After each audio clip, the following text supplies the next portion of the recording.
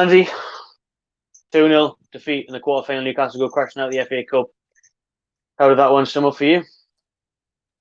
Well, I think anyone that watched that first half, it's like a boxer settling for a 12-round defeat and not laying a glove on the opponent. It's pointless. I mean, it's the cup. I'm pretty convinced if the fans had been there, they would have given them shit. And, it was so embarrassing the first half.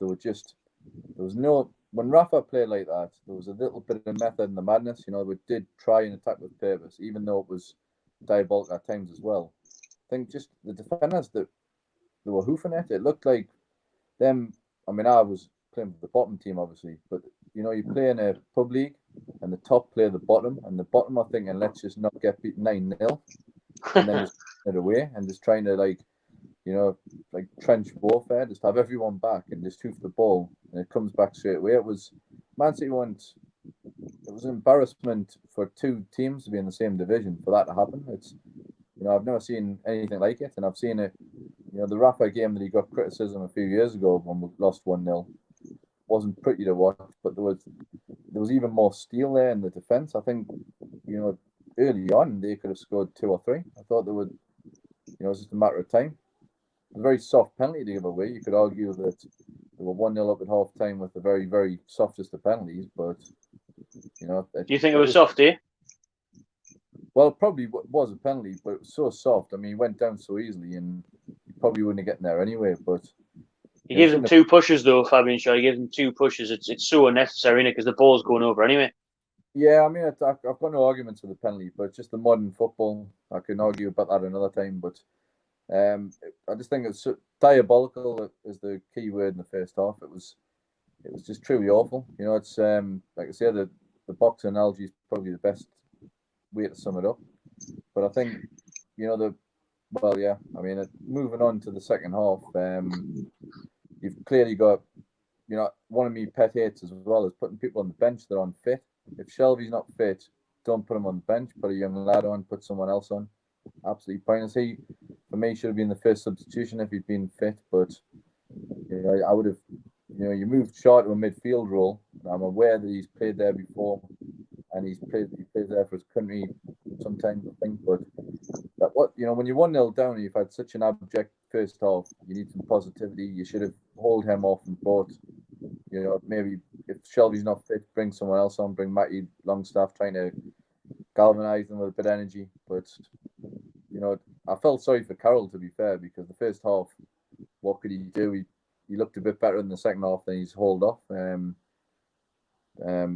Miggy, no arguments with them coming off. He was poor, but again, him and St. Max, strange enough, St. Maximum didn't retain the ball very well in the first half, but he's probably running with the ball and thinking, bloody hell, I'm going to have to take on 6 or 7 players. There's no options anyway. So, just where was the strategy in the first half? And then the second half, did we lose too much momentum? I mean, obviously I'm sure you'll get to the Gale miss in a minute. That's what I really don't want to make, because I lost my shit when he did it in the live watch along.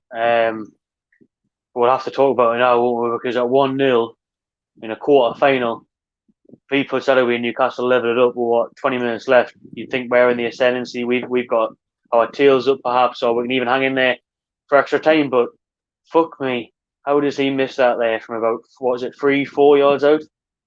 I mean, it's hot when it's coming hard.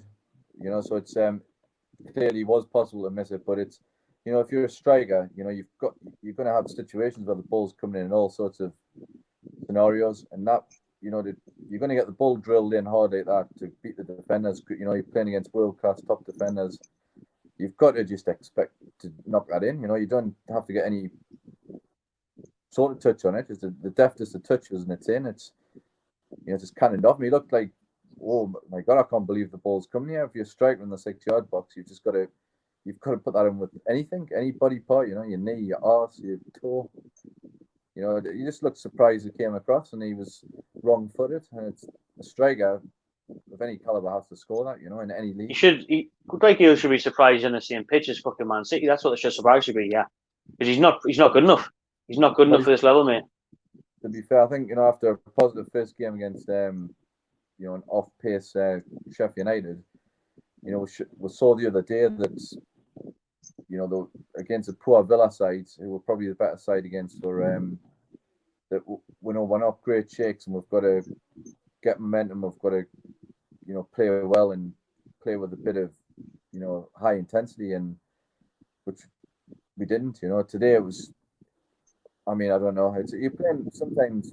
Hard used to do that with his people talk. Used to name the price of all the City players and how great they were, and I thought we're getting away with that the last few seasons against Man City. I think the game in November, 2-2, I thought we performed very well. I thought we attacked on the break well. We held the ball better. Unless I'm misremembering, you know, I'm not one of these that looks at the result and judges everything by the result, because you can lose and play well and be unlucky.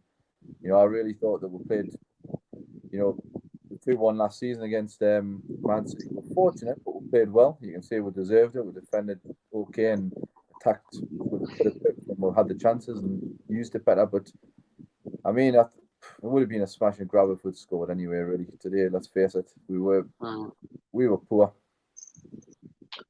All right, cheers, mate. And I think that my only thing is, I just hope for Brucey's sake, let's hope the Saudis weren't watching, because I think let's hope the way, mate. Let's hope the way. Let's hope the fucking way watching, because they realise what they're in store for and how much they need to change.